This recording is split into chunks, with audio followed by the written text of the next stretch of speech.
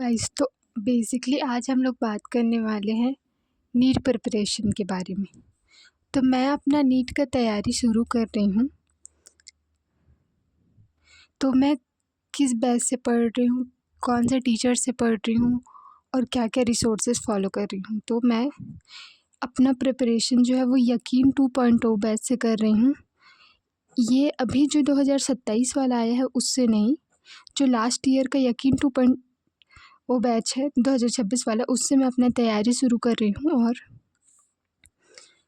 और टीचर्स की अगर मैं बात करूँ तो मैं फ़िज़िक्स के लिए मैं फ़ॉलो कर रही हूँ सलीम सर को। सलीम भैया से मैं पढ़ रही हूँ फ़िज़िक्स। और केमिस्ट्री के लिए मैं फ़िज़िकल केमिस्ट्री के लिए मैं पढ़ रही हूँ सुधांशु सर से।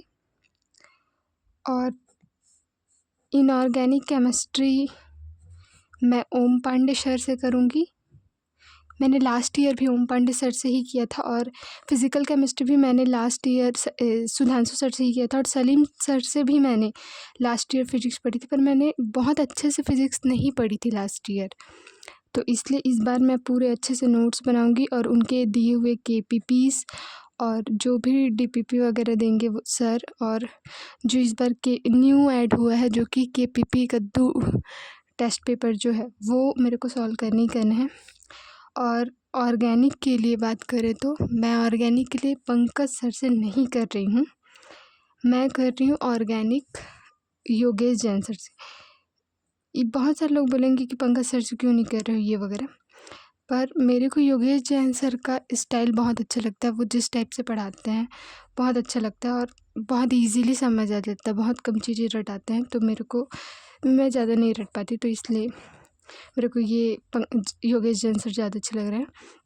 इनसे मेरे को ज़्यादा समझ आता है। और फिज़िक्स के लिए भी सलीम सर से मैं क्यों पढ़ रही हूँ, क्योंकि वो बहुत ज़्यादा कॉन्सेप्चुअल अंडरस्टैंडिंग पे फोकस करते हैं, ज़्यादा वो रटाते नहीं हैं, फार्मूला वगैरह भी बहुत कम याद करवाते हैं, इसलिए फ़िज़िक्स के लिए सलीम सर। और ये बच्चा उसके बाद बचता है बायो के लिए। तो बायो के मैं स्पेसिफिक लेक्चर नहीं देखूँगी, लेकिन बॉटनी के लिए मैं फ़ॉलो कर रही हूँ विपिन सर को। और जूलॉजी के लिए मैं अभी तो कुछ क्लियर नहीं, मतलब जूलॉजी के मैं 1-2 टीचर को फॉलो कर सकती हूँ। इसके मतलब मैंने लास्ट ईयर समाप्ति मैम से पढ़ा था, लेकिन मेरे को उनसे उतना अच्छे से समझ नहीं आया। मतलब मेरे को लगा कि मेरे को इस बार दूसरा टीचर ट्राई करने चाहिए। तो इस बार हम लोग पढ़ेंगे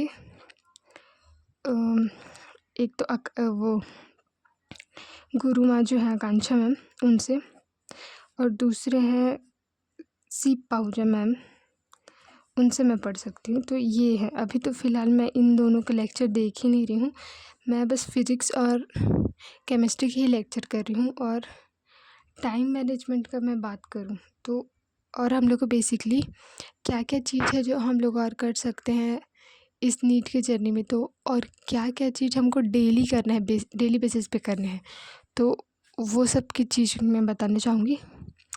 तो अगर आप लोग भी मेरी तरह नीट की तैयारी कर रहे हैं और चाहते हैं कि आपका अच्छा मार्क्स आए, मतलब वही 700+ मार्क्स आपको चाहिए, तो आप इसके लिए क्या करेंगे।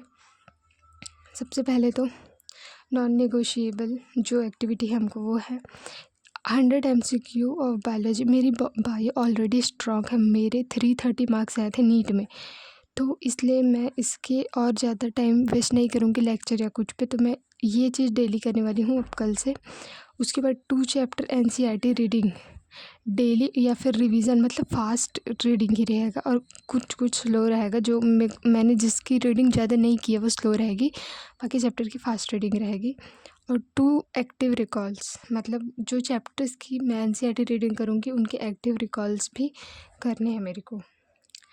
उसके बाद वीकली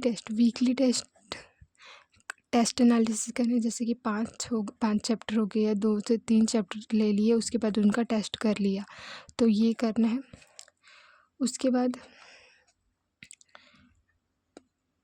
केमिस्ट्री के लिए ना मैं not completely detailed, not completely one shot, mixed approach लगाने वाली हूँ। पर इसमें मैं मिक्स्ड अप्रोच लगाऊंगी, जो जो मतलब लाइक जैसे कि 14 लेक्चर का कोई चैप्टर है और स्टार्टिंग के लेक्चर मुझे आते हैं तो उसकी मैं वन शॉट से देख के क्लियर कर लूँगी, नोट्स बना लूँगी। लेकिन बाकी के जो पीछे वाले चैप्टर हैं मतलब पीछे वाले लेक्चर हैं उनके मैं डिटेल ही करूँगी।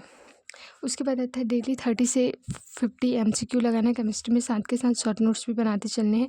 जैसे ये चैप्टर ख़त्म होते इसके शॉर्ट नोट, फिर इसके तो कंटिन्यू हम लोग को शॉर्ट नोट्स बनाते चलने हैं। डेली 3 सेट्स ऑफ रिविजन, मान के चलो ये लेक्चर कर ली, अब लेक्चर के बस तुरंत उसके रिवीजन 1, रिवीजन 2 और रिवीजन 3 करना है।